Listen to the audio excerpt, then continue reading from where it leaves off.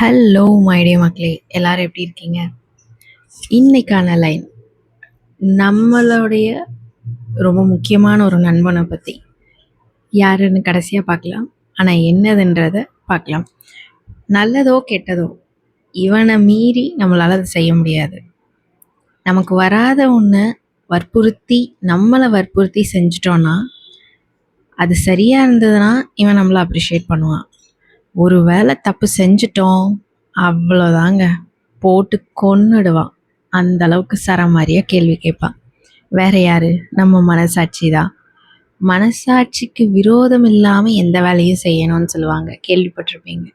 அது நம்மளுடைய இல்லற வாழ்க்கையாக இருந்தாலும் சரி, ப்ரொஃபஷனல் லைஃப்பாக இருந்தாலும் சரி, இல்லை நம்மளை சுற்றி உள்ள மக்களாக இருந்தாலும் சரி, நம்ம மனசாட்சிக்கு விரோதம் இல்லாமல் நேர்மையாக எந்த அளவுக்கு உண்மையாக இருக்கமோ அந்தளவுக்கு நிம்மதியாக அவனை வாழ விடுவான்.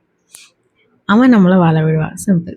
ஸோ மனசாட்சியோட நல்ல மனிதர்களாக என்றும் நடமாடுவோம். அப்படி நடமாட சிந்தித்து செயல்படுவோம்.